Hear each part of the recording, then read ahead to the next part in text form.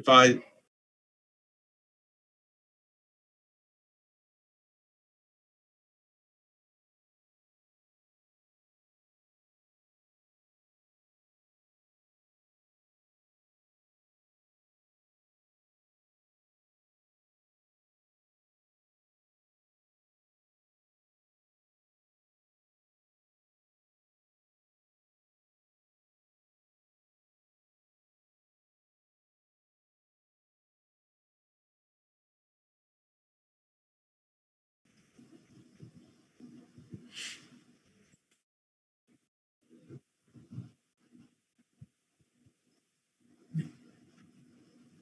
Hello, everyone.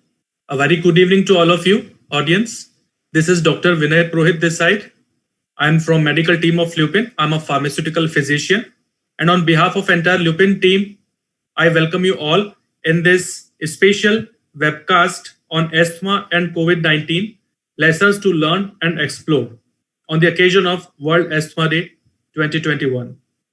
So for this, we are privileged to have among us an international speaker, Dr. Gallian D. Marshall Jr., who is joining us from US. Welcome, Doctor. We also have among us a reputed Indian expert on allergy and immunology, Dr. Sitesh Roy, who is joining us from Mumbai. So before we start our scientific agenda, would like to give a little bit introduction about our esteemed speakers today. Dr. Gallian Marshall is chair of Allergy and Immunology, Professor of Medicine, Pediatrics, Pathology and Population Health. He is Executive Director of the Mississippi Clinical Research and Trial Center. He is also served as Medical Director of the UMC Clinical Research Support Program and Vice Chair of Research in the Department of Medicine. He is Director of the Division of Allergy, Asthma and Clinical Immunology and Chief of Laboratory of Behavioral Immunology Research at the University of Mississippi. He is actively involved in the studies on the immunomodulatory effects of new therapeutic agents for allergy and asthma and the effectiveness of an integrative approach to allergy and asthma care. He is a prolific speaker and a great academician who has published over 250 peer-reviewed articles, reviews, and book chapters. He is an active speaker in regional, national, international venues, and also he is editor-in-chief of the Annals of Allergy, Asthma and Immunology Journal. So I welcome Dr. Gallian Marshall once again. Dr. Sitesh Roy is a US board certified allergist, immunologist, and asthma specialist, and he is also a well-known TEDx speaker. He believes in holistic healing. He has been founder of Dr. Roy Health Solution Clinics in Mumbai, and ex-associate professor of pediatrics and medicine and director of Jackson Medical Mall Allergy Immunology Clinic in USA between 2002 to 2010. He has done fellowship in allergy and immunology at National Jewish Medical and Research Center of University of Colorado Schools of Medicine, Denver, and voted the #1 respiratory hospital in the US, this hospital, for 16 years in a row. He's also fellow of the American Academy of Pediatrics, the American Academy of Allergy, Asthma and Immunology, and the American College of Allergy, Asthma and Immunology. He is diplomate American Board of Allergy and Immunology and listed among best doctors in America between 2005 to 6 and then between 2007 to 12, and Guide to America's Top Physicians from 2005 to 10. He is author of original articles and publications for leading medical journals internationally and the first textbook chapter on the stress and allergic diseases in the Psychoneuroimmunology textbook, 4th edition. So with this, would request first of all Dr. Gallian Marshall to please take us through the global perspectives of ICS from asthma to COVID-19. Over to you, sir. Thank you, Dr. Puri, very much. And it's a very great pleasure and honor for me to be here with you this evening. It's this morning here in the United States, but I'm delighted that we were able to do this. I have known Dr. Roy for pretty close to 20 years and have the greatest of respect for him, the work he's done since he was with us some years ago, and what he's done since he's been there in India. I've followed his career and have been very, very impressed and pleased with the work he has done there in India. When he approached me and asked me if I would be willing to do this, I really jumped at the opportunity rather quickly, because we're very engaged here in Mississippi and in the southern part of the United States, where the COVID pandemic is extremely severe. We are experiencing, thankfully, a little bit of a remission right now, but are anticipating, with the new strains that are coming around in the United States, the potential for new waves to come. I think you've seen it in other parts of our country. And of course, you all are experiencing this in a very grave way. And my very strong thoughts and prayers for all of you and your patients, that this will pass for you very soon, and effective therapies and interventions will be developed. What I want to spend my time on is to take you through the immunology background as it relates to COVID-19. It's both the good news and the bad news, and the impact that steroids have. I know globally that people have a rather interesting opinion, whether they're the public, whether they're healthcare providers, about the role of corticosteroids, both good and bad. And what I want to show you is that in the management of asthma, corticosteroids are not only good, they're essential. But to go along with this, too much corticosteroids in any setting can have a negative outcome, and that's certainly true in COVID-19 as well. And my hope is at the end of my brief remarks that you will have a balanced approach and a balanced, thoughtful approach to the use of particularly inhaled corticosteroids in your asthma patients who also become COVID positive. Let's take you just for a few moments through what I call a mini primer of normal host immunity, just a couple of slides. And so if you already know this, it's a good review. If you're not familiar with it or don't remember it, it'll give you just a nice overview of the clinical remarks that we'll make here in a moment. When there's an invader, whether it's a bacteria or a virus, our innate immune system is equipped such that in many instances, the intrinsic defense molecules that are made in the mucosal surfaces are able to block an infection by a virus or any pathology by a bacteria, and actually even lyse the bacteria themselves, oftentimes concomitant with the various activities of the complement cascade, a series of proteins that are essential for us in terms of host protection. Patients that are deficient in these proteins have significant problems with both infectious disease and autoimmunity, depending upon which components are defective. But this complement can navigate other components of the acute inflammatory response, whether it is the classic neutrophil that we think of, the mast cells, macrophages. These cells are all active in an acute inflammatory reaction, which then ultimately will cause resolution and healing of the individual. Same thing can happen from tissue damage that occurs from an injury. Again, the acute inflammatory reaction, if that's not adequate, there are other mechanisms that will come into play that can generate a chronic inflammatory reaction, which can be both protective. Think of individuals in tubercles, in tuberculosis, in leprosy, other chronic infectious disease, where the chronic inflammatory reaction keeps the host protected against the pathologic effect of the pathogen. On the other hand, this chronic inflammation can itself create significant problems when you think of things like fibrosis in certain end organs that can be damaging, or in certain cases, even fatal to the individual. These other cells, such as dendritic cells in particular, natural killer cells, begin the transition, because if the pathogen is not eliminated at this level, there is time for the adaptive immune system in a very antigen-specific way, whether it's the production of antibodies to, say, neutralize toxins produced by bacteria or to neutralize viruses themselves, or whether it's the activity of T cells that ultimately are gauged to killing, smart bombing, if you will, the offending cells that are now infected with the virus or the bacteria. When you move to that, these are the cells that are involved. And the key to this slide that I want to show you is the timing of this. The innate immune system kicks in a matter of hours, actually minutes to hours, after the invasion itself through the recognition of the associated molecular patterns of these pathogens. It happens very rapidly and it happens very efficiently. And it buys time so that if necessary, the adaptive immune response can become activated, differentiated, and in an antigen-specific way, expand and grow up to the point where the host can be protected. When you look at this, actually, even on an organismic level, in this case, it's an injury with subsequent infection. This gives you an idea of the circulatory patterns and the local milieu that is so important, both in the innate and the adaptive immune response, that ultimately, acutely is an inflammatory reaction and then results in healing.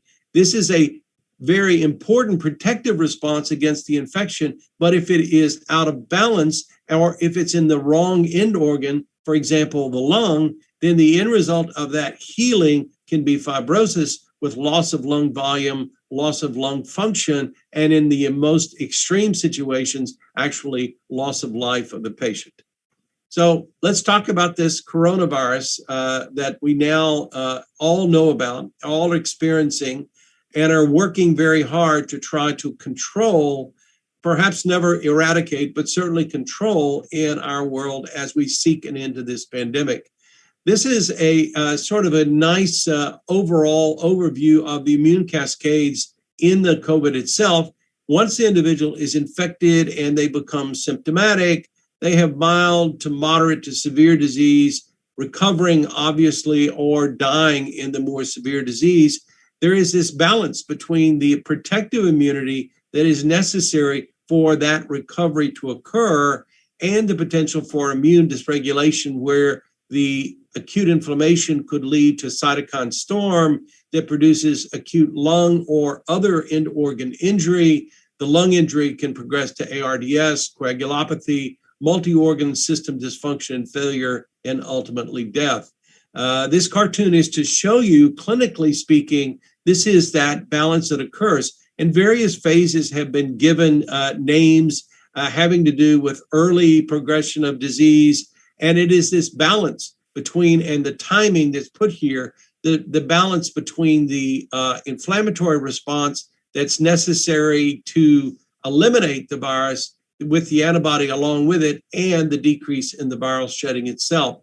The sooner that occurs, obviously, the less severe the disease is going to be and the less likely for severe complications. Again, controlling the inflammation, something that steroids are historically known to have done for the last better part of 3/4 of a century. Just very quickly, what does the innate immune response do where COVID-19 is concerned? Again, with the SARS infected cell, if it's in the lung or other organs, their production of these cytokines that have the ability to either activate other components of the adaptive system or to eliminate the virus itself. That becomes a very important thing. However, these increase in these cytokines can also produce end organ dysfunction. Things such as TNF-alpha, interleukin-6, interleukin-1 beta, the so-called holy trinity of inflammation.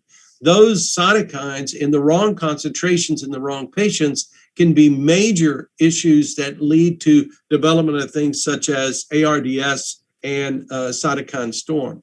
The T cell immunity, again, CD8 positive cytotoxic T cells are critically important in the host defense against the virus itself. The CD4 helper cells can help AIDS. They can also help B cells make appropriate antibody for neutralizing activities. And then the so-called regulatory T cells, or the Treg cells, production of the cytokine interleukin-10 is important to keep these in control so that there is sufficient immunity, but not excess immunity. This imbalance is something that many of us have been looking at in the laboratory to understand in patients who ultimately die of their illness versus those who have a mild to moderate course and recover. Again, it is the control of inflammation and that balance between the blood, the numbers and function of these blood cells and the viral load that occurs. The antibody is the same thing. As the RNA for the virus proliferation diminishes over time, there's an increase in initially the IgM and then subsequently the IgG that is specific for the virus itself. And in the successfully individuals who recover, that antibody will eventually wane with the production of memory B cells to keep them more protected long term. This is a great question that's going on globally right now. How effective is this? Because this is what will relate to the need for subsequent booster injections in years to come. And those individuals who go on to have more serious disease and potentially fatal, there appears to be an increased level of production representing a dysregulation or an overactivity of the host immune response. Cytokine storm, of course, and all I want to show you here is it's not just in the lungs, but it has other end organ consequences as well. If those of you who take care of patients who develop sepsis syndrome and acute respiratory distress syndrome are familiar, there's really nothing intrinsically different about the SARS-CoV-2 induced cytokine storm than there is in other kinds of cytokine storm. They can be very devastating and fatal in the wrong patient population. So let's turn to allergy and asthma for a moment and talk about that. The basic facts in the allergy pathophysiology is production of allergen-specific IgE that will then be able to arm and activate mast cells with subsequent exposure to that allergen and an inflammatory response in the late phase. The inflammatory response is the one that can do much of the long-term damage, and it is the one that is most exquisitely sensitive to steroid itself. Remember, in children, 80% of children have an allergic etiology to their asthma, and that number only diminishes, at least globally, that only diminishes to about 50% in adults. So half of the asthma patients that we see have an allergic component to their disease. The clinical manifestations can be organ specific, or they can be multi-organ. Someone who has food or drug anaphylaxis is an example of that. And the therapeutic approach, of course, is avoidance whenever you can. Avoiding can be a challenge if it's an aerosolization or if it's a potential infectious disease transmission. Medical therapy is to decrease sensitivity to the allergic mediator itself. And again, steroid has a central role in being able to do that. And then in selected patients, allergen immunotherapy can also more long-lastingly decrease the sensitivity to allergens and can alter the host immune response to, in the best of scenarios, actually stop recognizing the allergens as pathogenic. This gives you an overview of the inflammatory components in asthma and what happens to them. Histamine, for example, is a primary mediator for bronchospasm. The mast cell itself is a primary player here, along with the eosinophils that are controlled by T cells. In this cartoon, it shows exposure to allergen, and there's mounting evidence that this is also true for viral exposures. And as we learn more, we fully expect that the CoV-2 virus will behave in a similar fashion as other coronaviruses have been shown to do in this cascade. The production of these cytokines can do all of these things, from increasing mucus production to activating neurons to create a bronchospasm and produce things like substance P, which can then loop back and increase mucus production, muscle constriction, which is the bronchoconstriction, muscle thickening, which can be the narrowed out airways, so-called airway remodeling, increased vascular permeability that can create bronchial swelling and narrowed airways, all part of the pathophysiology of the asthma itself. And the other point that I would make is that all of these cells are sensitive to the effects of corticosteroids in the appropriate concentrations. I went the wrong way, sorry. Here we go. That we come in and classify asthma in different ways, primarily these days in talking about Th2 high versus Th2 low, and it has to do with the pathophysiology of eosinophilic versus neutrophilic, which are the neutrophils in these individuals can actually be steroid resistant. These individuals tend to have more severe disease, and it is these individuals they're beginning to see that are more susceptible to viral illnesses, including the CoV-2. So if you think of asthma physiology as smooth muscle dysfunction, airway inflammation, and airway remodeling mixing together, we see that controlling at least two of the three of these, and the cartoon I showed you a moment ago, even the third one can be achieved in the appropriate patient with the proper use of corticosteroid. Now, when we talk about asthma control, the controlled asthma, and that's more important for some things that I'll say in just a moment, here's quite an interesting enigma. How do you consider a patient's asthma to be controlled? Is it based on their lung function? Is it based on their symptoms, either in the daytime, exercise, shortness of breath, nighttime awakenings, use of their salmeterol inhaler, self-reporting themselves, doctor, I'm controlled, doctor, I'm not controlled, given the fact that we know that many of our patients are poor perceivers or over perceivers. They overestimate their illness or they underestimate it. Is it functional? Do they miss work or school? Do they have issues of using healthcare resources? All of these things are in the literature as measures of asthma control. And in comments I'll make in just a moment, the reason I'm even bringing this up is the confounding nature it has as we assess the value of things such as inhaled corticosteroids in the management of asthma patients. The major pathways in biologic therapies, and I won't dwell on this, but just to show you this in biologic therapies, is that we're trying to treat these inflammatory cascades in steroid-sparing ways. Well, number one, that's a great idea. Number two, there is a excessive or an extraordinary cost associated with this. These agents are typically orders of magnitude more expensive than inhaled corticosteroids. And number three, monoclonal antibody therapy has its own side effect profile. So it's not simple to say, well, we'll just move someone from an inhaled steroid to a biologic and we'll avoid that risk while they have COVID-19. It's neither that simple, and as I show you in a moment, it's not that necessary. This is the Global Initiative for Asthma Management, the so-called GINA, the STEP guideline treatment. And what I want to show you in this without belaboring it is that there is an assessment, you adjust the treatment, review the response, and then do this accordingly as it's necessary from the least severe to the most severe asthma. But notice that in every step, inhaled corticosteroids in varying doses are apparently there. They're there to be used. They are the mainstay for the management of asthma. The question arises then, well, what about if a asthma patient develops COVID? Does that have an impact on whether I should still encourage that patient to continue their inhaled steroids? So let's talk about a little bit. These are guidelines. These are based upon published guidelines from GINA that were published literally 2 weeks ago.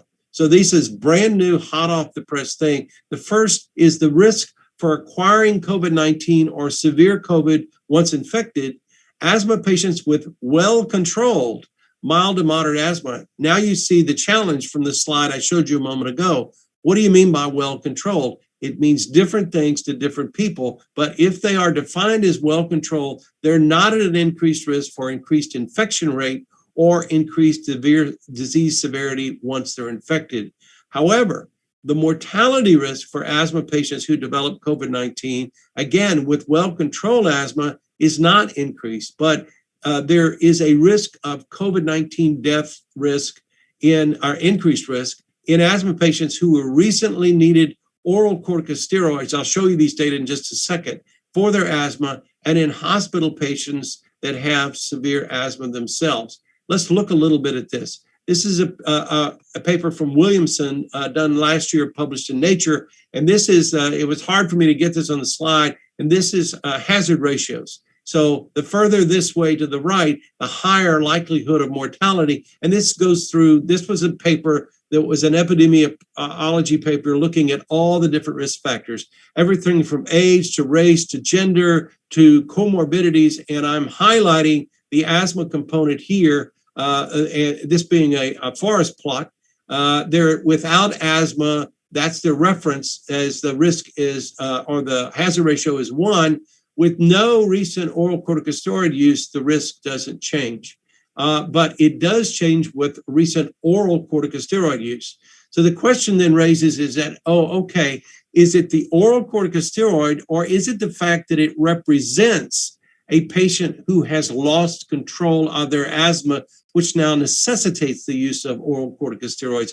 And when you look down here, this is the numbers of individuals. This is from a national study in Great Britain, in that people, these were individuals who had not recently used oral corticosteroids, 2.4 million, with those that did recently used almost 300,000 individuals. And this is the relative hazard ratio. And when adjusted, it's still elevated in the recent oral corticosteroid use.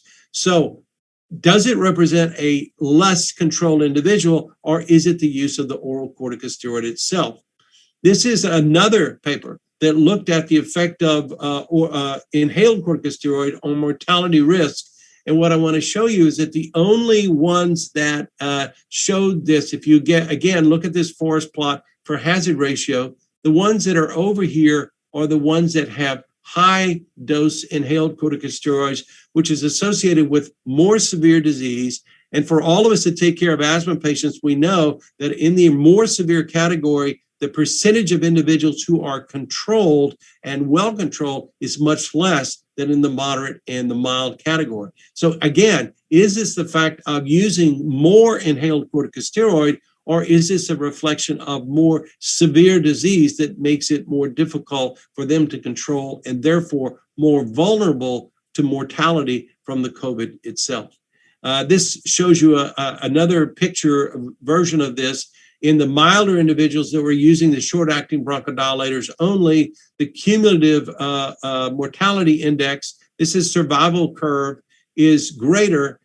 It's in the same range here if they're using inhaled corticosteroid only, but if they have to use high-dose inhaled corticosteroid, it goes up. The variability is higher, and it just further supports the comments that I just made.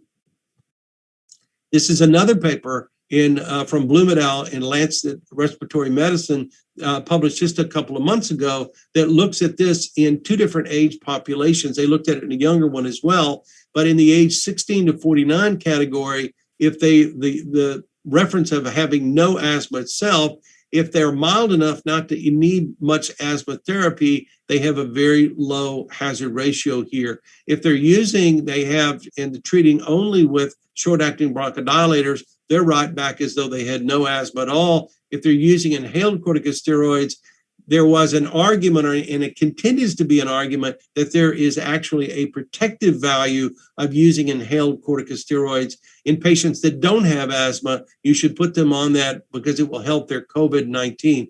The data for that are extremely weak, and I think as more are accumulated, fewer and fewer people are arguing that you should put non-asthma patients on inhaled corticosteroids, but that you should take your asthma patients who use their inhaled corticosteroids and use them correctly. And that's what these data really represent.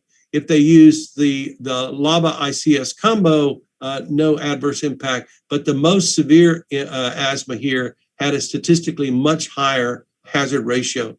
In 50 and above, these were individuals that had just asthma only, or COPD, or combination. Well, the COPD in combination, not surprisingly, increases their mortality risk ratio, but for asthma only with the inhaled corticosteroids, again, there is no increased activity or increased risk of exacerbation and death from the inhaled corticosteroid itself. So what are the implications for asthma management? It becomes very important to continue and, when needed, optimize good asthma management, which will typically involve inhaled corticosteroid use. We must have up-to-date asthma action plan, which includes strategies to assess the levels of control, to reduce the risk of exacerbations, and to minimize the need for oral corticosteroids. The best prevention to need oral corticosteroids is to keep our patients in good control, and that will minimize their need for this. The level of asthma exacerbations during the pandemic. In 2020, many countries actually saw a reduced rate of asthma exacerbation and influenza-related illness, and this may be related to masking, distancing, and hand hygiene, which would be expected to reduce the incidence of respiratory virus infection. And that becomes an important message for us to transmit to our asthma patient who have not yet had or who have recovered from COVID-19 in terms of their behavior. So it's extremely important to use whatever meds are necessary to achieve and maintain clinical control, ICS being an essential one, and for more severe asthma, biologics, and if needed, oral corticosteroids. And that action plan is critical to allow the patient to rapidly increase the controller and reliever medicines themselves, which may include inhaled corticosteroids, and to begin a short course of oral corticosteroids when needed for severe exacerbations. The sooner you start with oral corticosteroids, all of the things being equal in an exacerbation, the less amount and time that you'll need to give to them. And I think all of us that take care of these patients know and appreciate that.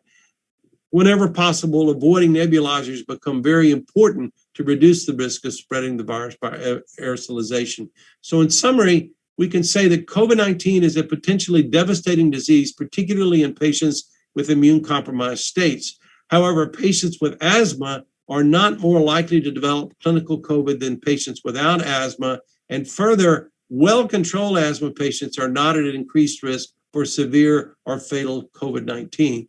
The key message is to do whatever is necessary to achieve and maintain clinical control in asthma patients throughout the balance of the pandemic and beyond. And in the overwhelming majority of our asthma patients, this will involve the use of inhaled corticosteroids.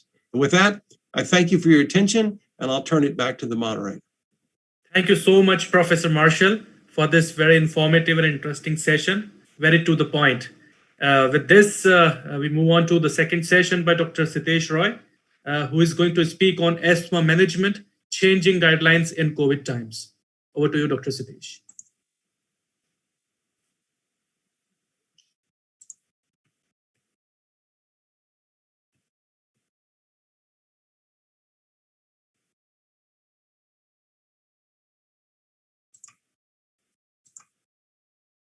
In my career, and in the time that I have known him, it has been amazing the kind of work that he does in the field of behavioral immunology and allergy asthma, and also as an editor-in-chief at one of the biggest allergy journals in America.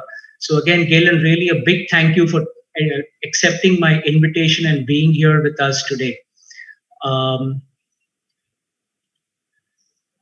With that really phenomenal presentation that gives everyone a wonderful background on what is happening in these COVID times, my talk will cover quite a few different things in the sense that I will be going through some of what Galen began on, looking at the asthma management guidelines and how it has changed in the recent past, independent of COVID.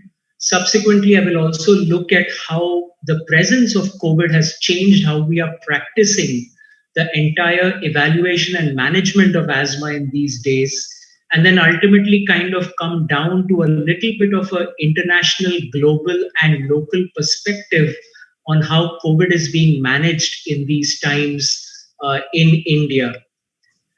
So as we can see, there is a lot that has been published over time. This is just one magazine that you all are familiar with called the Time magazine, and over time, right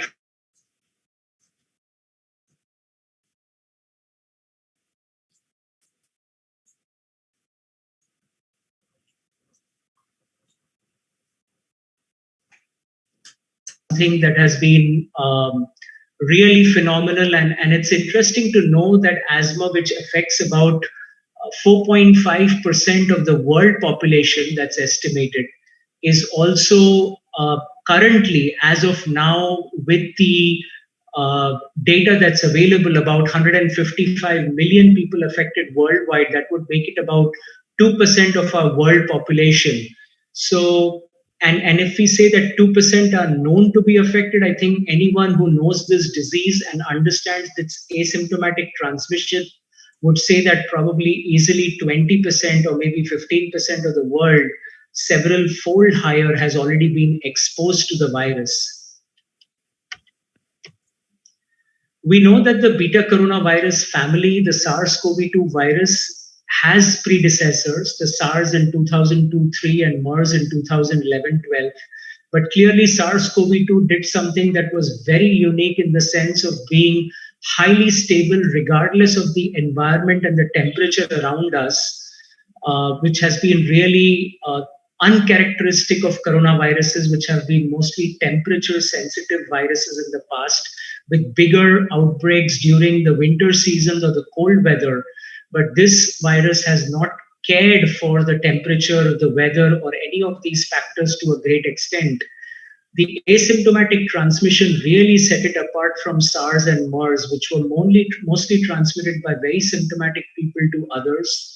The stability outside the human body, we know about the airborne transmission, and most importantly, the rising of variants that we have seen so rapidly with SARS-CoV-2. What we recognize is that just in India, we've had something called the double mutant, which has the E484K mutation as well as the L452R mutation, which is spreading very rapidly across the country. And to that, we add our other new mutations like the N440K, which has again taken the southern states and parts of our state, Maharashtra, very rapidly in its control, and has clearly shown that now children and young adults are its major target compared to the first wave in which it was mostly the senior citizens in our midst who were getting affected, and the children and the young adults were getting away easily. We've already had over 3 million deaths across the world. Out of that, we've already had 226,000 deaths in India. And as you can see, the curve is very rapidly rising for India. We have seen some reduction recently in cities like Mumbai, where partial lockdowns have again been placed and a lot of control measures are in place. But clearly, there is a lot of work that needs to be done in order to bring this rapid spread in our country of 1.35 billion people under control. And in the midst of all this, messages that you have already heard from Dr. Marshall, SARS-CoV-2, like SARS-CoV and MERS-CoV, are two pandemic coronaviruses from before that do not seem to cause per se asthma exacerbations like the other viruses like rhinovirus or influenza virus or parainfluenza virus or respiratory syncytial virus, which can cause asthma exacerbation. SARS-CoV-2 by itself doesn't typically cause asthma exacerbations, which is in some ways a blessing. In the current pandemic, the best thing, as you've heard already Dr. Marshall say, a person with asthma can do is get it under control and keep it under control. And we'll hear more about this in a little bit. We know the goals of asthma treatment. We want as few symptoms, no sleep disturbance, minimal exercise or no exercise limitation, maintain a good lung function, don't have exacerbations, no deaths, and avoid the side effects. But the patient's goals may differ from what the physician's goals are. And that's where the entire communication between both becomes so important in our country to get the right kind of management. The symptoms and the risk may be discordant, and that's why the need for assessment is so important, and also recognizing that people, even with intermittent asthma or what would be classified as mild asthma, are at risk for very severe and sometimes fatal exacerbations. And that is why when we look at the changing guidelines in terms of what the NAPP guidelines from the US, from the NIH have given us in 2020, and I'm specifically taking only one age group of 12 and higher to cover the maximum people. There are obviously specific recommendations both in NAPP and GINA for 0 to 4-year-olds and 5 to 11-year-olds. But taking this as a reference, the step one still happens to need only the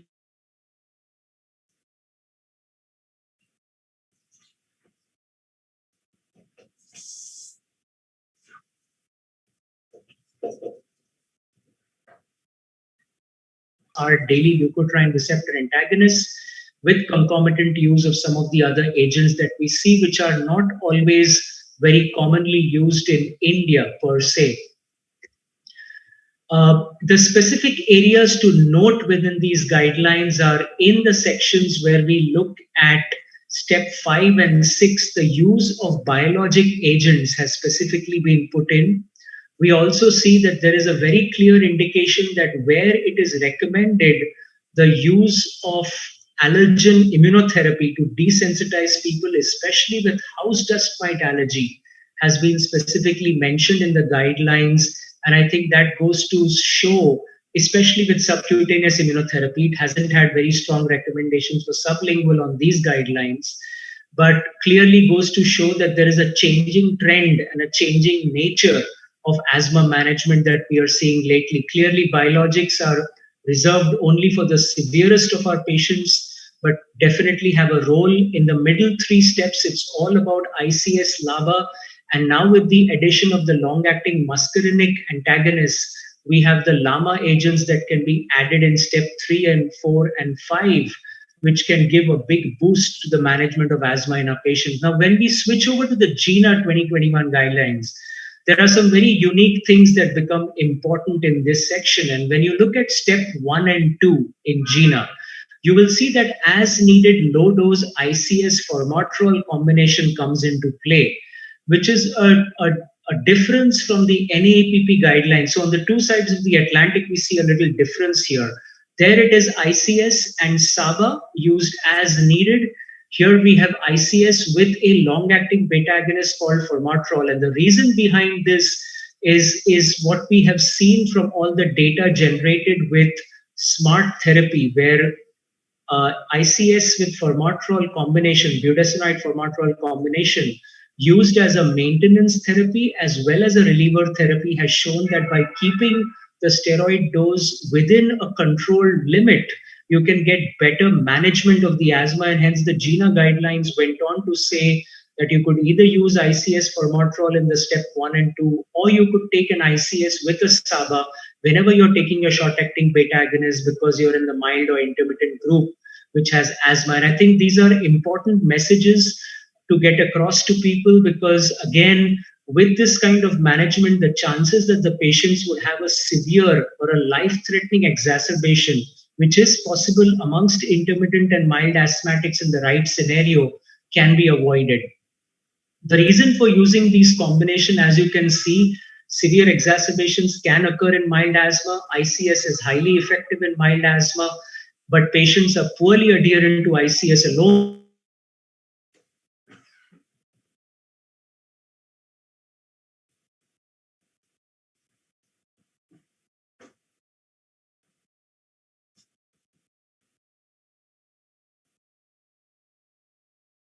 Lung function were not clinically important in these cases. The primary outcome variable in one study was well-controlled asthma in terms of weeks, but this outcome was not considered reliable and systematically biased against the as-needed ICS treatment with formoterol treatment group. Phenotyping is not needed when we are using ICS formoterol in these very mild cases, and there's really no significant difference in the treatment effect compared with as-needed SABA or daily ICS versus the high or low baseline eosinophils and pheno, which was shown in these studies by Beasley and Hardy, published in 2019. So really we are looking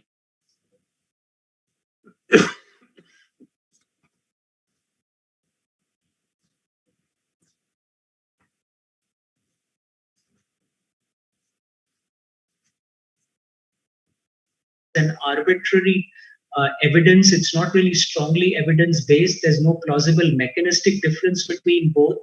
The difference in risk reduction with ICS and ICS formoterol by symptom frequency is not there. And even a single day of higher ICS formoterol reduces the risk of progression to needing oral steroids, which I think is our biggest goal in all our patients with asthma, and that is to avoid the need of oral steroids. Starting with SABA alone trains the patient with regards to primary asthma treatment. They start believing that they are a short-acting beta agonist, salbutamol or albuterol in the US is the only drug that they need. So it's a bad message to give to patients when they realize that a combination that has a controller and a reliever in it is their main goal and mainstay. They get a much better education right from the beginning. Now I'm going to switch gears and recognize that in this COVID pandemic, many patients, especially with asthma still, and I see this all the time in India too in my practices, where patients are scared to come to the clinic, scared to travel, scared that because they know they have some respiratory problem, they may get into trouble. So the online management of asthma during COVID becomes so important. And in this, when we start looking at the risk assessment, we have to look at the exacerbation risk assessment and recognize that to assess the risk of deterioration, we have to specifically ask about previous hospitalizations and the oral corticosteroid use in the last 12 months. Does the patient have any high risk conditions? Are they taking any immunosuppressive drugs? Do they smoke? Give them the opportunity to quit. Are they taking any ICS or LABA in combination? And are they regular with it? Are they using a spacer? If they are using a metered dose inhaler, do they have a personal asthma action plan? All of this will tell you what their risk assessment is when you're checking them online. You're not able to see them in person. The psychosocial risk assessment is largely done because there are certain cues which may be hard to spot when you're doing it over the phone or over telemedicine portals. The lessons from asthma deaths have clearly shown that when you have psychosocial factors, they're very strongly connected with mortality. And in such cases, including a history of mental health, the lack of engagement with healthcare services, potentially any kind of drug or alcohol misuse, employment and income issues all become very important when we are assessing our asthma patients on a long distance basis during these COVID times. The social isolation we all recognize created by social distancing and physical distancing can create a huge set of barriers and problems for our patients. And we know that the COVID-19 outbreak is an anxious time for many patients. And we know that anxiety and stress can certainly contribute to the overall presentation with the breathing problems. We now then have to deal with the remote examination of asthma patients when we are doing it during these COVID times. So a video call is always preferred to just a telephonic call because you can check the posture, the speech, the tone, the behavior. Do they have an audible wheeze? Do they have a respiratory rate? What is their pulse oximetry if it is available? What's their peak flow reading if they have one? There is definitely wearable technology these days with smartphones which can give a lot of idea. Inhaler technique can be checked. And also by doing a video consult, we can then determine severity and decide if a face-to-face assessment is necessary for that patient. When these same patients happen to come to clinic or in a hospital, we can do a much better job with the history examination, peak flow readings, chest x-ray and blood work if needed. If there is a concern for SARS-CoV-2, which they should have been screened for before they arrive in the clinic, and certainly temperature screening, pulse oximetry screening, all can be done. I know certain places that are doing rapid antigen screening nowadays on an outpatient basis to know if someone is at risk. And certainly all of this is done recognizing that we cannot do pulmonary function tests, but we might be able to do exhaled nitric oxide testing because that has a lower risk in terms of a shorter and softer blow, but clearly still something that needs to be done with all the respiratory and aerosol precautions, which is how you would do a PFT. It was very much needed. The bronchodilator therapeutic trials with an MDI spacer, again, avoiding a nebulizer where possible because of aerosolization, and the ACT or ACQ scores can be very, very beneficial. In terms of investigations that we must avoid, spirometry, body plethysmography, bronchial provocations tests, sputum induction, diffusion studies, and CPET would be things that we would try to avoid as much as possible. When we are looking at the management of exacerbations, we have to realize that if we are not using nebulizers, we can certainly give 6 to 8 puffs of the short-acting beta agonist through an inhaler, which will, with a 30-second to 1 minute gap between each puff, which can give just as good a result as a nebulized bronchodilator. There is no evidence that nebulizers are more effective if it is done correctly with a spacer or with a dry powder inhaler with a appropriate device with the right technique. Alternatively, the patient is on an ICS LABA, then using their smart therapy, they can be adjusted on that in terms of dosage according to their action plan, and they'll be able to manage it. As has been mentioned, oral corticosteroids can be used. Again, reasonable doses, not very high doses. Having a personalized asthma action plan where a person can potentially quadruple their inhaled corticosteroid dose if it's a early mild exacerbation and you may be trying to avoid oral steroids, but do this with caution and with the right kind of follow-up. A personalized action plan, again, is very beneficial. Moderate symptoms should be followed up via remote assessment or follow-up phone calls or video consultations within 24 hours. And in COVID, if COVID-19 is suspected, then isolation appropriate testing and following the guidelines becomes so very important. The American Academy of Allergy, Asthma, Immunology, I'm going to go through what the Quad AI says, what the ACAI says, and then what GINA says in relation to this. Some of it, what GINA says, Gillian has already covered. I will not cover with too much detail, but stopping a controller medication will put a person at risk for an asthma exacerbation. If they get an exacerbation, they'll either have to go to a doctor's office or an urgent care setting or an emergency department where they'll be at higher risk of getting exposed to someone with COVID. And so that's a bad idea to do. And hence, continuing the asthma therapies and keeping it under control is the smartest thing a person can do. Also, maintaining their allergies under good control, and where needed, they can still come in for safe allergy skin testing, get appropriately evaluated, do allergen avoidance, which is a very important part of both the asthma guidelines, and that should also help reduce the amount of medication that may be needed for their treatment. The American College of Allergy, Asthma, Immunology reaffirms the same messages. Continue your medications to maintain control. Use short-acting rescue medicines if needed. Follow your action plan. Follow all the precautions. Always, where possible, do an appointment by telemedicine, but you can come for a in-person visit. And if there is any worsening of symptoms or control, then definitely seek care at the earliest. On the same lines, as was mentioned, GINA says that people with asthma are not at increased risk for developing COVID-19. Are they at greater risk for death? Overall, people with well-controlled asthma, we already heard this, are not at increased risk for death. But if people have had recent oral steroids, as Galen presented the Williamson's data, and also recent hospitalization, that does increase their risk. Making sure that everyone has an action plan, increases their controller where needed, take short bursts of oral steroids, uses their pressurized meter dose inhaler where possible, and using a mouthpiece or a mask with a spacer where required, avoiding nebulizers, because remember that cluster spreading within families is what we are seeing the most in India. One person who may be going out of the house happens to get the virus. Maybe the youngest person in the family gets a mild case, maybe a fever for a day or two and recovers. But the elderly individuals in the family, and now even the kids and teenagers in the family, get the infection and sometimes are paying the price with the new variants and the new infections. Two very important slides coming up. One, we get all the time the confusion between COVID-19 allergies and common cold.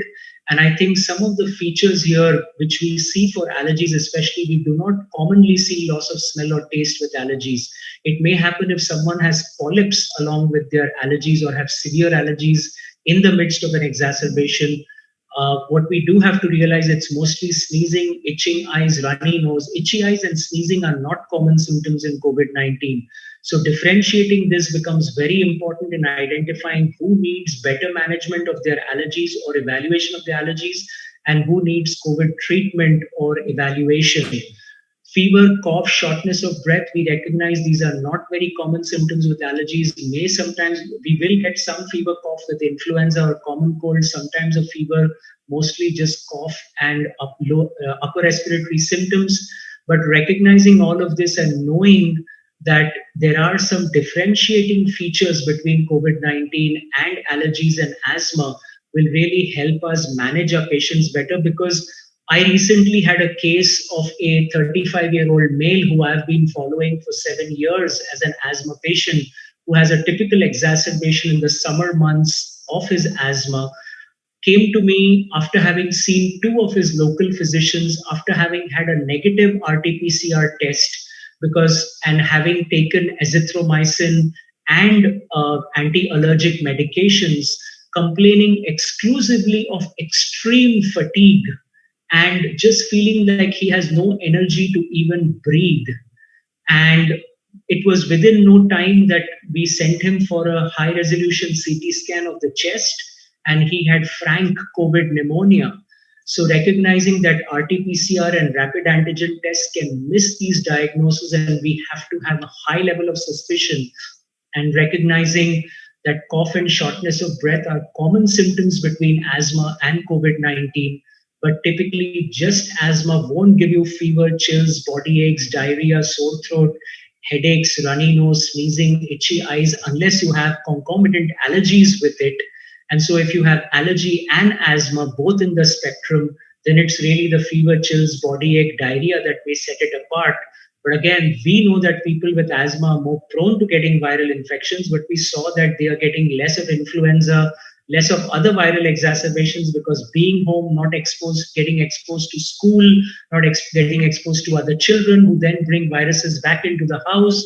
All of those chains have been broken, so we are not seeing as much viral infections amongst our patients with asthma and allergies. So if we see these symptoms, we definitely need to be thinking COVID-19, even in our established asthma patients, as we did in this 35-year-old male who we then put on antiviral medications outpatient along with a low dose of steroids and we did a repeat RT-PCR test which went down appropriately because, as you know, the swab, if it is not collected correctly, can also give you a negative test. Also, if it is done very early in the disease, sometimes you may miss it. And when we repeated it, we did get a positive test on day 6 or 7 of his illness. And he's doing much better right now with concomitant asthma and COVID management all done outpatient. So what do the guidelines for COVID management in these asthma times say? So this is the NIH COVID-19 treatment guidelines 2021. I would strongly recommend people to see the entire document because it is not possible to do justice comparing these guidelines in a couple of slides. But what I would say is if you look at the not hospitalized mild to moderate cases, patients are suggested to be given supportive care and symptomatic management. And if the patient is at high risk of disease progression, as defined in the guidelines, then anti-SARS-CoV-2 monoclonal antibodies are really what are being recommended there. And it's always a combination of 2 different monoclonal antibodies because the newer variants have demonstrated that they can escape some of the monoclonal antibodies that have been generated using the older versions of the virus. For example, if you had the mutations that are seen in the Brazilian variant or the South African variant or even the UK variant, you may actually exclude the effect of some of these monoclonal antibodies, and hence using them in combination becomes recommended, as has been shown here. If a hospitalized patient who is not requiring oxygen is taken into consideration, interestingly, the guideline says there is insufficient data to recommend either for or against the routine use of remdesivir. For patients at high risk of disease progression, the use of remdesivir may be appropriate.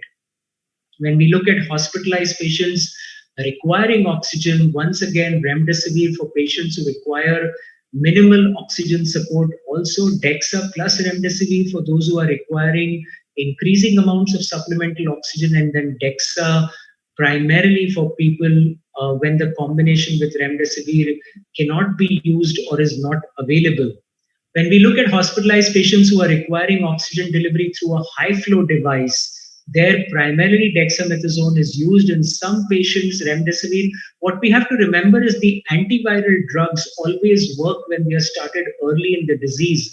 So if you're using remdesivir between day 5 and 10 or 11, you can get some good results. But if you're starting remdesivir on day 12, 13, 14, you have to really weigh your pros and cons and see how much of a benefit you will get out of it. Sometimes because there's nothing else to do, that is what we try. But certainly these are things to weigh the pros and cons and the balances and look at the patient's profile and other health conditions. Recently, we had a case that I was managing long distance in another state where we managed the patient for a while at home. Then they started to get worse, admitted them to the hospital, and the doctors there started doing pulse doses of steroids using 125 milligrams of methylprednisolone. And I literally had to have a talk with the doctor there saying that this is not recommended. And it is because of these very high doses of intravenous corticosteroids that are being used in India that we are seeing a huge inflow of cases of mucormycosis coming up after COVID recovery, both seen by our ENT colleagues as well as seen by our ophthalmology colleagues in the big government hospitals, municipal hospitals, and other private practices here. So please, when you're using dexamethasone or oral steroids, it's 6 milligram or equivalent IV. When it comes to prednisone, you would stay within the 40 milligram range per day. If you're going to use IV methylprednisolone, 40 BID is the most you would do, given the difference in the half-life compared to normal prednisone. And in all of these situations, use it for only 5 days if possible, if not longer. Don't use it longer, thinking that you will be able to suppress all the changes. Again, a big problem that we see is people are treating the CT scan. Do not go to treat the high resolution CT scan. You really need to be treating the patient and their clinical condition more than the inflammatory changes that tend to evolve and become more florid in the second week of this disease. When we look at the Indian ICMR guidelines, there are some glaring differences that we will see in the management of patients. Clearly, for mild disease, moderate disease, severe disease, very clear outlines. But when you look at the mild disease, you will see that along with ivermectin, still hydroxychloroquine is on the guidelines for the management of mild disease. Now, there has been enough data from around the country, from around the world, that has shown that hydroxychloroquine doesn't have a very big benefit, but it still happens to be in our guidelines. And interestingly and beneficially, inhaled budesonide has come on to our ICMR guidelines in the mild cases where people have cough or early respiratory symptoms, because there has been one study called the STOIC study, STOIC, done in the UK. The number of patients in the study were very small, 70 in each arm completed the study, but there was an immense benefit that was seen in the patients who took up to 800 micrograms BID of budesonide. Now, since this guideline got released, I also long distance take care of patients in Delhi. 3 of my patients have not been able to find budesonide in any of the pharmacies. And they have searched 16 to 18 pharmacies through friends and family and been unable to find budesonide. Just going to show the kind of scenario that we are going through right now in our country. Many of them have had to order it online and taken 2 days or 3 days for the medicine to reach them. So clearly, these guidelines, if followed correctly, we can do a very good job and manage many of our patients. Even the moderate COVID-19 patients could be managed in the home setting with the right kind of monitoring guidance using pulse oximetry, temperature, heart rate, respiratory monitoring, as well as through good something called walk test challenges at home done for 5 minutes or 6-minute walk test with looking at the pulse oximetry before and after. And these would all be relevant to our asthma patients also who may come down with COVID-19, because we know that the COVID doesn't directly make the asthma get flared up, and it's mostly the COVID disease that they'll be dealing with in these scenarios. The WHO risk categorization of COVID-19, as you can see, they just divided into non-severe, severe, and critical. It's good to know what stands as severe so that you know which of your patients you may be managing at home who need to be transferred to a hospital or from a hospital to an ICU. And recognizing these things and these criteria are very, very helpful. As long as the respiratory rate is less than 24, and as long as the oxygen readings are above 92% on room air, most of these patients can be managed at home with the right guidance and counseling. We have already seen the definition for mild, moderate, severe. I shall not go into this. People are encouraged to see the latest guidelines from ICMR and All India Institute of Medical Sciences. We know that in the mild disease, inhaled budesonide is nowadays being recommended if the symptoms are persistent beyond 5 days with fever and or cough. There have been some people who have suggested this can be used even when only fever is present without a cough, because many of these patients are going to progressively develop the cough later. And if they are started early, we may be able to prevent that. This still requires a lot of research, as Galen has also mentioned. But in a large country like India with limited resources, anything that we can do to stop our hospital system from getting overwhelmed will be truly welcome. The Ministry of Health and Family Welfare keeps putting out a lot of valuable information. Do visit the website, call their toll-free numbers if any special help is needed. Get in touch with specialists in your area. Another question that commonly comes up for us as allergists, immunologists is, are the COVID-19 vaccines safe for people with allergies? In general, allergic reactions to vaccines are rare, maybe 1 in a million or less. The COVID-19 vaccines must be administered in a healthcare setting where if anaphylaxis occurs, it can be treated. The vaccine should not be administered to people who have a history of, for example, with the mRNA vaccines, they say polyethylene glycol or PEG uh, and polysorbate 80, but with any other vaccine ingredient for our Covishield and Covaxin, it would be similar ingredients as well as a few more. But certainly the general guideline that people with drug allergy and food allergy cannot take it if they've had anaphylaxis is too generic and needs to be worked on. And patients should always speak to their healthcare providers about their concerns. So in short, friends, as I would say, we have to become innovative when we are managing allergies and asthma in these times of COVID. We may have to do a lot of remote management. We may have to do a little bit of a leap of faith, preventive treatment sometimes to keep our patients safe till times become better. And in the long run, all I would say is stay informed because the guidelines have changed at least 3 times, even in the US, even in Europe, and even in India, probably 5 times since the pandemic began. Stay safe, stay safe. Remember that this too shall pass. And if any of you all are interested, I have a YouTube channel called Dr. Roy Health. Remove the solutions part, it's only Dr. Roy Health. I do put out a lot of interesting videos on there. You all are welcome to connect with us and with any of our team members if you have any questions. With that, I shall end my presentation, and I think we have a good amount of time to take questions from here. So, Dr. Vinay. Thank you so much. Yeah, thank you so much, Dr. Roy, for sharing the guidelines-based recommendations, which were the most recent. Would request Dr. Marshall and Dr. Roy both to please now answer some of the questions which we have received from very engaging audience, it seems, because many of the compliments I've also received that wonderful presentation. Thank you so much, sir. Now, the first question I would take, which is from Dr. Satya Ranjan Panigrahi. He's from a city called Puri.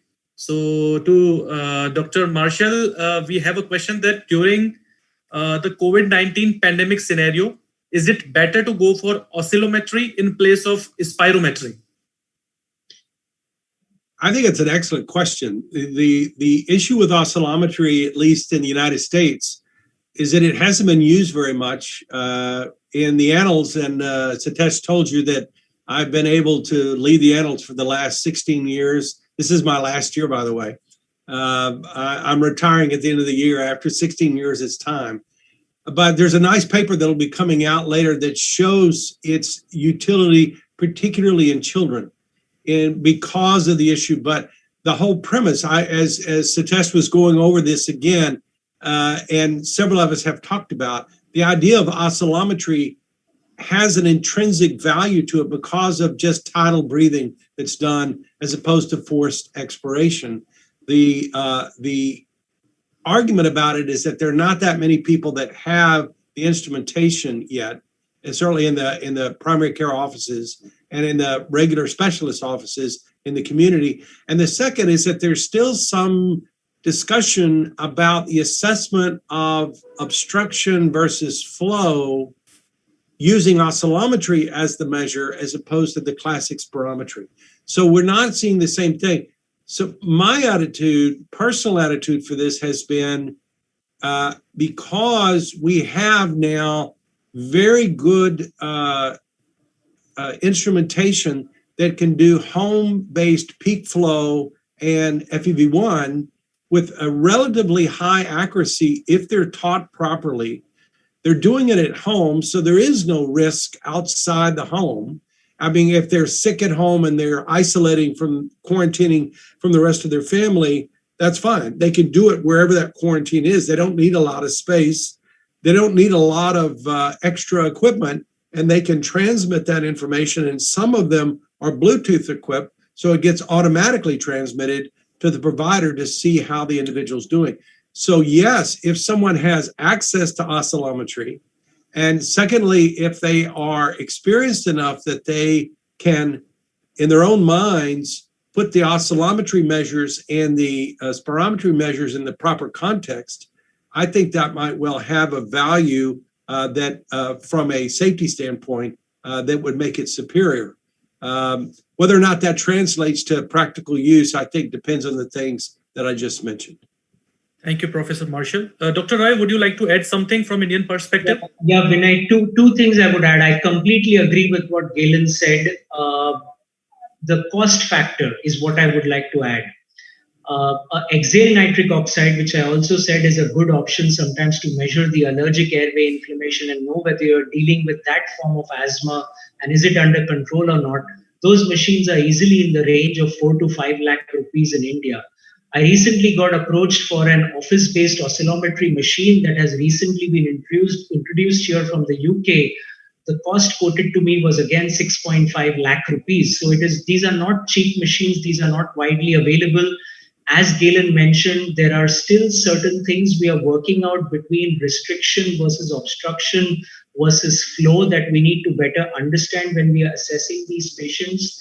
And so I think that there will be a role for it in the near future as the machines become more widely available and people become comfortable with its use. But in the meantime, I think we'll have to do with what we have. And I think Galen's idea of doing home monitoring, it has not caught up very strongly the FEV1 monitors here. Like we have the Pico device, Galen, in the US, we don't have too many of those here. Some companies do have them. But peak flow meter reading, as a peak flow meter reading can sometimes be beneficial for home monitoring also. Sure. So Dr. Roy, next question is for you from Dr. Ajay from Udaipur. He is asking that a patient of mine who has history of seasonal allergic rhinitis is having high-grade fever, 102 degree Fahrenheit from the very second day after he came out to be COVID positive with mild cough. What should I use, budesonide plain or budesonide plus low dose formoterol, as you talked about the STOIC trial? So the STOIC trial and whatever trials have been done so far in smaller groups around the world have only looked at plain inhaled corticosteroids. Commonly, inhaled steroids with formoterol or any long-acting beta agonist has not really been extensively studied yet in the COVID-19 pandemic. So in such a situation, unless the patient, along with allergies which were already diagnosed, has an existing history to suggest asthma, which means they have wheezed in the past, they have taken short-acting or long-acting bronchodilators for some period of time in the past, or have had response to oral corticosteroids and short-acting beta agonists like salbutamol in the past, that would suggest that they may have what is called as intermittent asthma or maybe a mild persistent that was not treated. So if it is allergies with a suspected asthma history, you could go with an ICS with a LABA. Because somewhere, like I said, some places in India, ICS you just can't find these days. It's flown off the shelf since it came into the guidelines. But where possible, whatever has been done so far has been only done with plain inhaled corticosteroids. So budesonide, some places it has been said 400 BID, some places it has been said 800 BID. I believe we know that corticosteroids have a vasoconstrictive effect. We know that they have an anti-edema effect, an anti-inflammatory effect.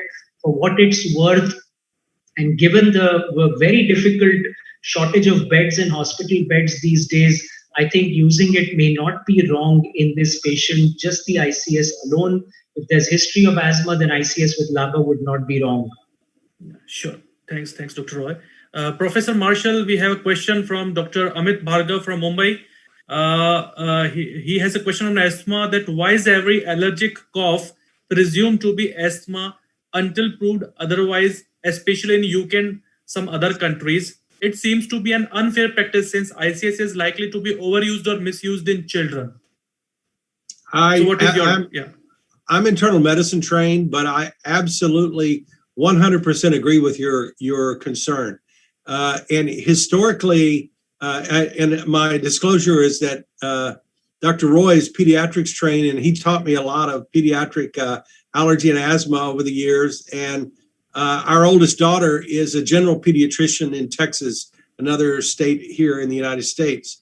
But once you label that child asthma, you can't get it out of their chart, particularly in the US.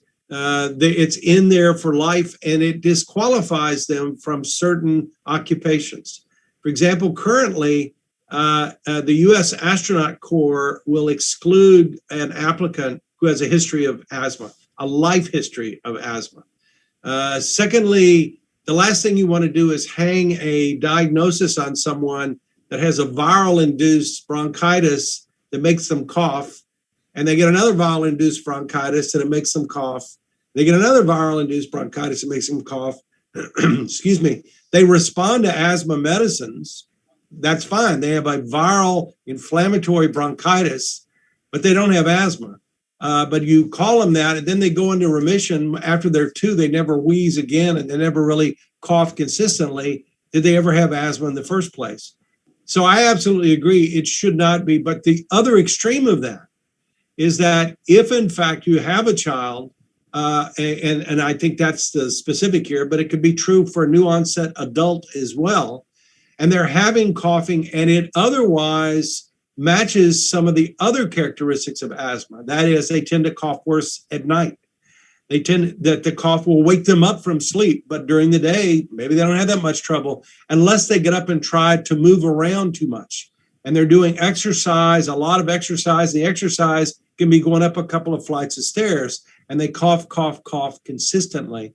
And then if they go and see a provider, and the provider offers them a short-acting bronchodilator like salmeterol, and they take it and makes their cough go away for a while, that now begins to make you think that they could have asthma, and therein is a value, candidly, of referral of that patient to a specialist who takes care of asthma on a regular basis for a bigger drill. So it's neither obvious that they have it, and it's neither obvious that they don't have it. It's somewhere in the middle.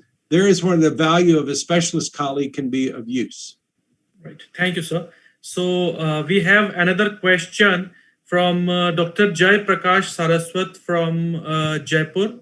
He's saying that thank you very much, both of our esteemed speakers. One of my patient was on azathioprine 50 milligram BD for an autoimmune condition since last 6 months. And due to COVID episode, we had to stop that. When is the right time to restart it? What's your opinion? So I would say that in such a situation, without knowing what the primary indication was for initiating azathioprine, answering that will be a little difficult, but I'll try to attempt to answer it. What I would say is, once a patient, we obviously know, and I know Galen is doing very good work in long COVID, who are the patients who are having persistent symptoms, persistent issues with their lungs, persistent problems, going beyond 6 or 8 weeks of their disease remission or the end of their COVID episode. In such situations, unless there is a very clear contraindication to using azathioprine, I would say that it can be restarted. You also have to look at the underlying disease, because we have had some very weird situations where the primary disease for which the azathioprine was started, or let's say cyclosporin was started, or some other drug was started, is not as bad as it used to be after the COVID episode for some unexplained reason. And so you may not need to go with 50 BID, 50 QD may be enough, or 25 BID may be enough. And so you'll have to really reassess the patient very carefully, see what their original problem was, see how long they are out from the episode. And generally, once they are completely clear of most of the symptoms and you don't have a concern that if you immunosuppress them, their disease may flare up in some way. And I think generally beyond 4 weeks, you're very safe to do all of those things. And if the disease warrants, if it's an autoimmune disease that warrants earlier initiation, I would say that sometimes we don't even discontinue those drugs when we are treating patients for COVID-19. We actually continue them right through along with the COVID treatment, because we don't want the underlying disease to get exacerbated while we're trying to put the COVID into remission, or get rid of that infection at the end. So that's what I would say. Galen, if you would like to add, because this seems to be an adult patient, I would be happy to hear. Well, I would certainly agree with the point you're making. In the U.S., one of the things that we would try to do with that individual, if they had stopped the azathioprine, and I'm in agreement with you, Satish, you would not just a priori stop that any more than you would a priori stop the inhaled steroid or any other immunosuppressive drug. it's almost a knee-jerk reaction, and it's an understandable knee-jerk reaction. But remember, the majority of people that die of COVID-19 don't die of the primary viral dissemination. They die of the cytokine storm and the subsequent sequelae of an overactive immune system. So if you've got someone who's got an autoimmune disease, remember the risk for a new autoimmune disease is greater in someone who has an existing autoimmune disease, just like the risk for someone to acquire a new allergy is higher in someone who has an existing allergy. It represents a dysregulated immune response. And it's interesting, the comment that Satish brought up a moment ago that's been seen, and actually there have been some small studies that have been published. The hypothesis that we're using to suggest that someone's immune system may reset itself is that the insult of the viral illness itself pushed them out of their normal, and they were out of their normal for some reason, but they returned back toward that. It altered. Remember, an autoimmune individual is not immunodeficient. We make them that way. They are overreactive. They're hypersensitive. An allergic individual is not immunodeficient. They're hypersensitive. What they're lacking is proper regulation. So when it pushes down in some of these patients, and we very much are interested in studying these people in the laboratory, is to understand when they come back, it's though their balance returns back towards normal. Is that really true? Are there more regulatory T cells? Are there different cytokine profiles? We're very interested in understanding that, because you could then begin to therapeutically intervene in these people at a time to prevent that overshoot that can ultimately kill them. In terms of the specifics, I agree. It's a perfect time to reassess whether the patient really needs the azathioprine based upon, or was there some guideline and they were stuck on it because it was a guideline, you have these symptoms, you add that drug. If the sense is that they need to be added back, have they gotten substantially worse with their underlying autoimmune disease since they've been off their medicine? If not, maybe you can either start lower if they've got some complication where you worry about long-term sequelae, but start them on a lower dose than you have to go, or just consider watchful waiting. The big thing for me where COVID is concerned is in our country, what we would do is we would strongly urge that patient to be vaccinated before you restarted the immunosuppressive therapy, because you want the maximal effect of the vaccine. That's a very important point.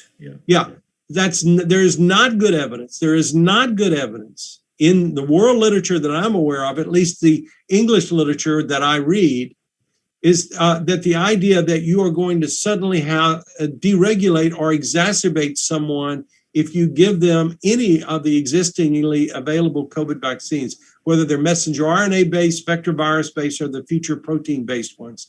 The ones that have the reactions are ones that have an allergic reaction, and that's probably to an excipient rather than the vaccine itself. They haven't proven that yet, but that's my bias, and I think there are a lot of people that agree with that. So if you can vaccinate and optimize their antiviral, and then you push them back down, and remember, all these immunosuppressive do a better job regulating T cell activity than they do B cell activity by and large. There are a couple of exceptions to that, but by and large. So azathioprine is not going to work as well on the antibody response as it is on the T cell response. But if you got a helper T cell in there to help make that good antibody response against the virus, now's the time to vaccinate them before you put them back on the drug and then push that back down. That's my thought. So thank you so much, Dr. Marshall. Actually, you covered another question which was exactly on this topic, that whether the vaccine should be taken on in these kind of patients. Just one more question to Dr. Marshall, as well as then the last question will be for Dr. Roy. We have one question from Dr. Mohammad Rizwan Alam, who is joining us from Nepal, which is a neighboring country to India. What's the relation between allergic asthma and COVID-19 on prognosis of the COVID-19? I think you have covered some part of it. Just you can summarize. Yeah, let me just summarize it. The good news, again, is that there have been no discriminations yet made about underlying etiology in adults or children of whether it is a so-called T2 high, we call it now, more allergic, higher number of eosinophils, very steroid responsive, and T2 low, which has few, if any, eosinophils in it, more related to neutrophils if there's an inflammatory cell, or even posse-inflammatory, was lower. The issue relates more to control. The ones in the T2 low are typically more difficult to control. The so-called severe asthma, that's an underlying endotype that's going to be much higher in that population than it's going to be in the responsive population. So it's not really the underlying pathophysiology that we can point to and say, oh, your IgE is high, so you're not going to do well. Your IgE is low, you will do well, or vice versa. It's the idea of where are you controlled. So if you have someone with severe asthma and they've got an IgE of 12, which is in the very low normal range, and they're well controlled, there's every evidence that person will do just as well as someone who's got highly allergic, dust mite sensitive asthma, who is also well controlled. The evidence that I have seen would tend to equate those two in terms of their prognosis. Yeah, thanks, Professor Marshall. Dr. Roy, we have a few more questions, but we will take the last in the interest of time. Dr. Nirmal is asking that which systemic steroid is better for mild to moderate COVID? Is it dexamethasone or methylprednisolone in Indian scenario? So, Vinay, it is only a matter of personal preference, I would say here. In India, we tend to use a lot more prednisone or prednisolone than we tend to use dexamethasone. I understand that in the UK, they use a lot more dexamethasone than they would use these molecules. There has been no difference in the response is what I would tell you. Both of them work. As long as you use the low to mild or moderate doses, you don't go into the high doses. Once you go into the high doses is where you don't get any further benefit, you get much worse side effects. And as I said, it's phenomenal what my colleagues are saying with regards to mucormycosis. I had done a video on mucormycosis during the first wave and put it on my channel. And I thought, there'll be a few cases here and there, but I've had so many people subsequently call me and appreciate that they were able to pick up the disease because they had seen the video amongst their family members or friends. But really the key, there is no difference in the degree of response. Use what is available to you and use it in the right dose. That's the only recommendation. They both work. Don't be worried if you can find one and you can't find another. Absolutely. So thank you so much, Dr. Roy and Professor Marshall. We have received few more questions, but I suppose that most of these questions have already been covered. Vinay, I have one question for Dr. Marshall before he leaves. Please. Yeah. Taking this one. It's an interesting one. So, Galen, you must have seen that lately they are saying that people who have had COVID-19 and are going in for vaccination might do just as well with taking a single dose of a 2-dose regimen versus taking 2 doses. I just want to know your thoughts on that. I don't want to miss this opportunity of asking you this question. Well, we're addressing that here in the Jackson area in that we've got a cohort now of over 700 individuals, of which about a third of them have been infected. And because the recommendation in the US is to go ahead and get the vaccine, and because what we have down here, as I think probably everyone knows, the Johnson & Johnson vaccine was put on hold. So we don't have a lot of the doses down here anyway. So we have either Moderna or Pfizer, the 2-dose regimen. The obvious question is a very good one in that there are a number of individuals here who get the first injection, they'll get a sore arm, they'll get some minor reaction, and they'll decide they don't want the second injection. So we have a built-in group to actually study that. In theory, you shouldn't really need a second injection. If you've been infected, you've had the primary antibody response, you've got memory T cells, you've got memory B cells, now you get another vaccine, you get a good anamnestic response, secondary response with plenty of protective numbers. I think the only question that's going to be of use to watch, again, we have this cohort, it's a funded study, an NIH funded study, so we get to do this for a couple of years, is it going to change the length of time that they're really in a protective state? Would the second vaccine give them a longer protection? Because they're already talking very actively worldwide about the boosters.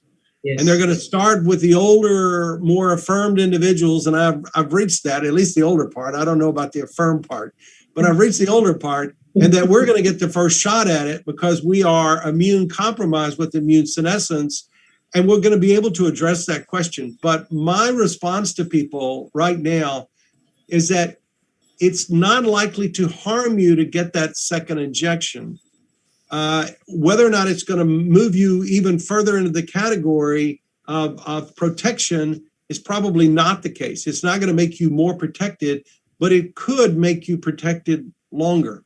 That's the issue that we don't know that we'll address. But the problem yet is, and I know you know this, Satish, is that no one has really established what is the baseline of protection with an antibody titer. And if you go back and look at vaccines, whether it's influenza or other vaccines, the vaccinologists don't do that. They are more epidemiologists. They get it in there and they show a qualitative antibody response, and then they track how long they're protected to gauge when they need this again. Think back to tetanus vaccines. When I was growing up, in the summertime, you'd stick a nail in your foot because you were out playing in the mud. You go to the doctor and the doctor would clean it all up and give you a tetanus shot. And the next summer, you do the same thing. You give you another tetanus shot. You get tetanus shots on a regular basis to prevent you from getting the tetanus illness. Well, okay, I get that. But then they began to see that people were getting immune complex disease because they were getting this tetanus shot every year or two. They didn't need it. And they tracked this and found out that, generally speaking, depending on the area of the world, 5 to 10 years is how often you need a vaccine. You don't need it any more often than that. Okay, well, then the same thing is going to be true for this. So it's the benefit versus the risk, and trying to correlate these two, the antibody titers, the actual protection, may actually revolutionize somewhat the field of vaccinology because it's so focused here in the pandemic. So if for me, when I got the second Pfizer, I didn't get in, I never got sick. So I had to get two right away. And I got them early on because I was in the high risk healthcare group. But my other patients who've gotten infected, who recovered, got their first vaccine, didn't have some major reaction, we have recommended they get their second vaccine because of the issue and have not seen a large amount of immune complex type symptoms that we would expect. Maybe their arm's a little bit more sore. Maybe there's a little bit bigger of an arthritis type reaction. And I say maybe because it's not a consistent thing. And the argument that we're using is that if it doesn't work out, no harm done. But if it does work out, we've got this generation of individuals who are buying longer protection in an already established protocol so that when they start doing these boosters, they won't have to say, well, I only got one instead of two. Do I need one booster? Do I need two? And so on. That's the rationale we've used. Got it. Thank you. So thank you so much, Professor Marshall and Dr. Roy, for these important and very relevant talks amid COVID pandemic. It was a great discussion. So thank you very much. We can go offline now. Thank you very much. Thanks, Galen.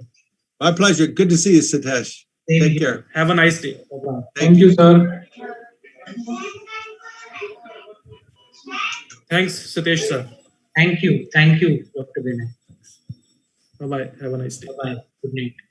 Good night. Thank you, Dr. Vinay. Thank you. Bye, Mayur. Good Bye night. bye. Take care.